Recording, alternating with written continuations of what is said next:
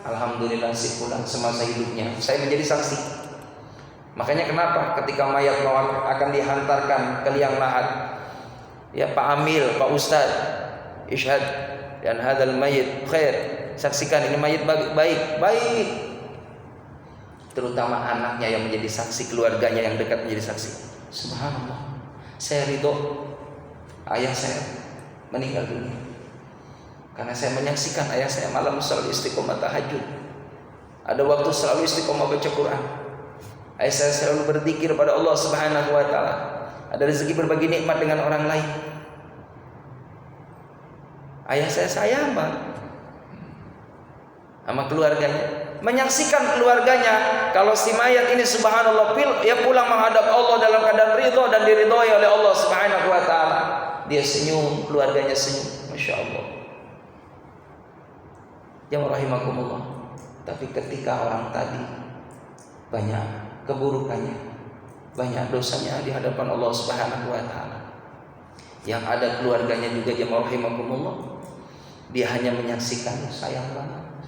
Ya, dulu si suami saya, bapak ini susah banget disuruh ke masjid.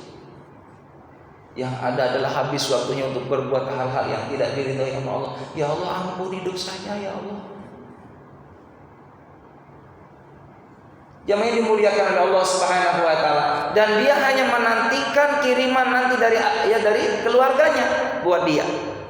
Karena tadi simpanannya enggak ada. Sewaktu-waktu malam Jumat, pada waktu hari Jumat, khotib memimpin doa Allah maghfir, itu doa. Gak ada jaminan. Tapi kalau kita nih subhanallah rajin ibadah, anak cucu kita ini subhanallah semuanya rajin ibadah, maka jamaah rahimakumullah, ketika dikirimin doa sama anak cucu kita, rufi'at lahu darajatan. Maka ketika ada yang ngirimin doa, ya Allah ampuni dosa orang tuaku di sana, ampuni dosa ayahku, ampuni dosa kakekku ya Allah yang ada di alam barzah, diangkat 1 derajat oleh Allah Subhanahu wa taala. Lalu nanya, "Mahada, ini dari siapa ini? Kok banyak kiriman sehingga saya dapat derajat dari Allah?" Waladakalaka, ini dari anakmu buat kamu. Ini adalah ya saudaramu buat kamu. Bahkan yang istimewa hadirin, kalau kita sering ngirim doa sama orang-orang soleh, hadiah Fatihah sama orang-orang soleh, makanya kenapa dianjurkan dalam Islam itu, kalau ada ulama meninggal dunia, kalau bisa sempatkan takziah ke sana, hantarkan jenazah ulama itu sampai ke pemakaman. Kenapa? Ulama tadi kelak nanti di akhirat akan menyaksikan bahwa orang tadi ikut mengantarkan jenazahnya ke alam barzah. Dan ulama tadi adalah orang yang diridhoi oleh Allah Subhanahu wa taala, dan nanti akan jadi saksi. Makanya jamaah rahimakumullah, para ulama menganjurkan seperti itu. Kalau ada alim ulama orang saleh meninggal dunia, takziahlah ke sana. Karena sesungguhnya orang yang meninggal dunia jamaah rahimakumullah, dia di atas itu kasurnya, di atas tempat tidurnya dalam keadaan sedekap, ditutup kain kafan, ditutup kain jamaah rahimakumullah. Sebelum dimandikan, mayat itu melihat. Orang yang takziah ke rumah kita tuh tahu Pak, siapa-siapanya tuh tahu. Yang mandiin dia tahu, yang nyonatin dia tahu. Allahu Akbar. Jamaah rahimakumullah. Kalau tadi almarhumnya orang baik, qadimuni, cepetin ya Allah, cepetin kuburin saya, cepetin. Udah bayangan bagus banget di sana, masya Allah. Indah banget. Makanya ketika ditanya jamaah rahimakumullah, ya dimasukkan ke liang lahat 7 langkah. Lalu ditanya, man rabbuka, man nabiyuka, siapa Tuhanmu, siapa nabimu? Allahu Rabbi. Ya, Rasulullah Muhammad Nabi. Rasulullah Muhammad adalah nabiku. Wal Quran ya imami. Mukmin mukminat ikhwani, Ka'batullah kiblati. Hafal semua jemaah rahimakumullah. Maka dia masya Allah ketika datang malaikat Munkar dan Nakir akan menanyakan soal dengan penuh kelembutan. Ini ada suatu riwayat hadirin, Dulu malaikat Munkar dan Nakir itu ketika menanyakan pertama kali itu agak suaranya kencang, terutama kepada Umar. Ada suatu riwayat. Ketika Umar meninggal dunia dalam suatu riwayat jemaah rahimakumullah, Umar ditanya juga. Ini semua umum Pak, bakal ditanya Pak. Ini umum, kecuali Nabi kita Muhammad SAW tidak ditanya oleh malaikat Munkar dan Nakir. Semuanya ditanya.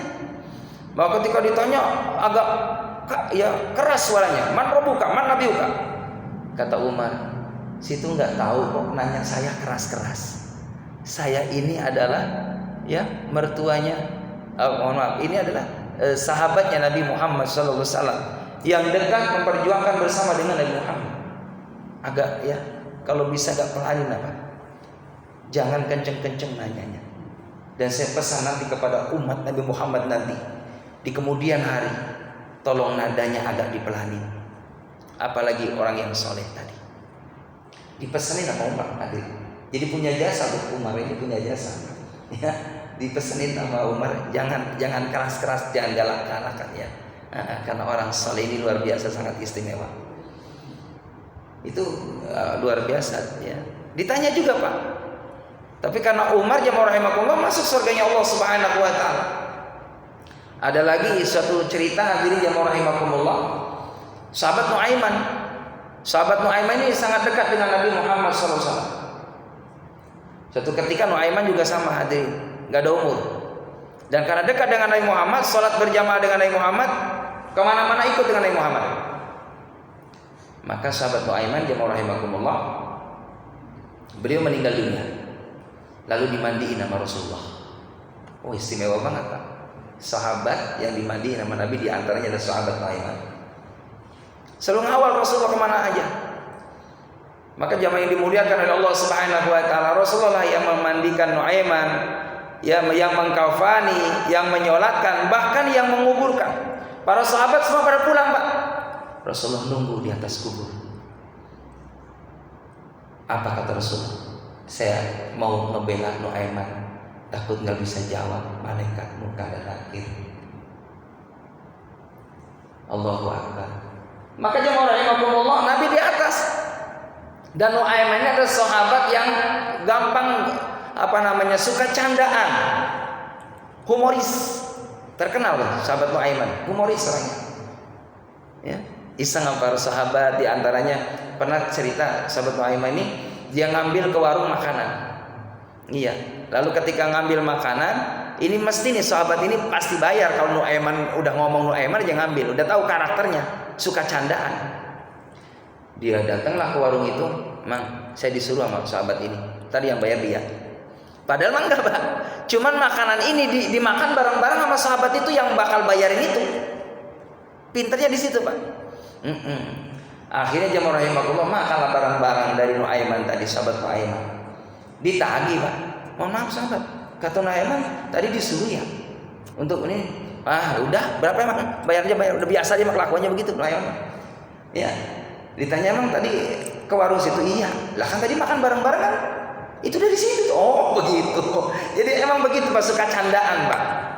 Dan tahu sahabat ini karakternya Nuaiman, dan diantaranya Rasulullah mencintai Nuaiman itu karena humoris, suka bercanda dengan para sahabat, dan setia dengan Nabi kita Muhammad SAW. Ketika semua pada pulang yang menghantarkan jenazah Nuaiman, datanglah malaikat Munkar dan Nakir. Ditanya Pak, Nuaiman ditanya malaikat, man rabbuka, siapa Tuhanmu? Allah. Nabimu? Diam aja Nabi, orang lihat di atas. Nabimu siapa? Oh, Nabi di atas, lihat saya. Oh, Nabi siapa? Muhammad. Itu Nabi Muhammad di atas yang bakal ngebela saya. Syafaatnya langsung kepada Nuaiman. Jadi jemaah rahimakumullah, ini juga ya gambaran para alim ulama buat kita bersama bahwa sholawat yang kita baca ini akan berlaku sampai di alam barzah. Akan diberikan pertolongan oleh Nabi kita Muhammad sallallahu alaihi wasallam sampai nanti dibangkitkan di padang mahsyar, sampai nanti di siratal mustaqim. Terus akan dikenali oleh Nabi kita Muhammad sallallahu alaihi wasallam. Makanya tadi amalan yang istimewa, perbanyaklah sholawat kepada Nabi kita Muhammad sallallahu alaihi wasallam. Hadirin jamaah yang dimuliakan oleh Allah Subhanahu wa taala, ini sedikit ya tentang bagaimana sirah Nabawi menyatukan ya kaum Aus dan kaum ya Hazrah. Ya, kaum Hazrah ini jamaah rahimakumullah dulu memang selalu berselisih. Ini keluarga pada saudara, Pak. Memang kalau urusan dunia itu begitu. Jadi orang kalau udah masalah dunia, kadang-kala mohon maaf, ya udahlah, kadang nggak kenal itu keluarga. Kalau nggak ada iman, nggak ada ilmu, Pak. Kadang sampai mati itu rebutan warisan, ya kan? Gara-gara harta benda, gara-gara rebutan rumah, gara-gara rebutan kebun, tanah gitu kan, sampai berselisih keluarga. Dan memang ini sudah terjadi dari zaman dahulu seperti itu. Di zaman Nabi kita Muhammad SAW pun seperti itu. Ini kaum Aus dan kaum Hazrah ini sudah 120 tahun Pak berselisih. 120 tahun berselisih. Jadi sebelum Nabi Muhammad lahir ini selalu ribut terus. Maka jamaah yang dimuliakan oleh Allah Subhanahu wa taala, maka dengan caranya Nabi Muhammad SAW berdakwah ketika kaum ya Aus dan kaum Hazrah ini dia datang ke kota Mekah, Pak. Maka diberikan wejangan sama Nabi, nggak boleh saling bermusuhan, apalagi keluarga saudara. Dibacakan ayat-ayat Al-Quran. Maka rupanya ya ada yang simpati kepada Nabi Muhammad SAW. Masuklah Islam di kaum. Ya, termasuk alhamdulillah datang lagi ke kaum yang satunya yang tadi bermusuhan. Nabi terus memberikan ya penjelasan, perdamaian. Sehingga dengan izin Allah Subhanahu wa taala Nabi mendamaikan dua saudara tadi yang bertikai dengan mengadakan baiat perjanjian yang namanya baiat Aqabah. Yang pertama, jemaah rahimakumullah, pesan Nabi Muhammad kepada dua suku tadi yang berselisih adalah hendaklah kamu sekalian menyembah kepada Allah yang Maha Esa dan janganlah kamu mempersekutukannya dengan sesuatu apapun. Itu pesan kepada dua kaum tadi. Lalu yang kedua, janganlah kamu mengambil hak orang lain dengan tidak ada izin atau dengan menzolimi. Ini kan mengena sekali kepada keluarga tadi, saudara yang berselisih. Padahal sudah ada bagiannya gitu, tapi karena serakah tadi akhirnya dikasih tahu oleh Nabi Muhammad SAW. Yang kedua, janganlah kamu mengerjakan perzinahan. Lalu yang keempat, janganlah kamu membunuh anak-anak. Yang kelima, janganlah kamu berdusta dan berbuat kedustaan.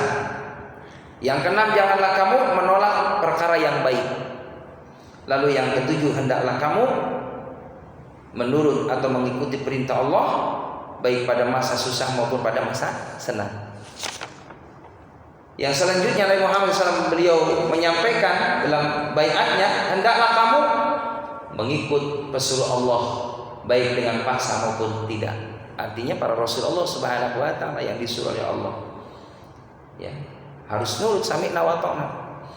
Yang kesembilan, janganlah kamu merebut sesuatu perkara dari ahlinya yang mengerjakannya, kecuali jika kamu melihat dengan nyata-nyata akan kekafiran orang yang mengerjakan perkara itu dengan tanda-tanda bukti keterangan dari Allah yang menunjukkan kekafirannya.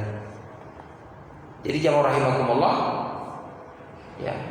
kalau kita memang tidak masalah dengan orang kafir yang tidak mengganggu kita, kita damai. Tapi kalau memang dia sengaja, kita harus benar-benar menjaga daripada harga diri sebagai orang Islam. Lalu yang 10, hendaklah kamu mengatakan kebenaran hak di mana saja kamu ada, dan janganlah kamu takut atau khawatir dalam mengerjakan agama Allah terhadap celaan orang lain. Jadi memang konsekuensinya kalau udah ngikut Nabi Muhammad, Pak, harus siap dicela. Dan ternyata alhamdulillah jemaah rahimakumullah, suku tadi yang tadinya memang dia selalu berselisih dan dia pun tidak menyembah kepada Allah Subhanahu wa taala, ketika mengenal Nabi Muhammad SAW 100% drastis berubah. Orang kalau sudah ibadah, Pak, akhlaknya juga akan baik. Tidak ada sifat dendamnya, tidak ada serakah terhadap yang bukan haknya gitu kan. Merampas hak orang lain, ada kezaliman di sana, tidak ada kalau sudah mengikuti aturan Nabi kita Muhammad SAW.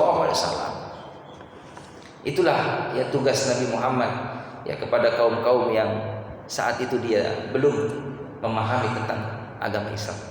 Dari sini hadirin barangkali ada yang perlu ditanyakan Pak, dipersilakan.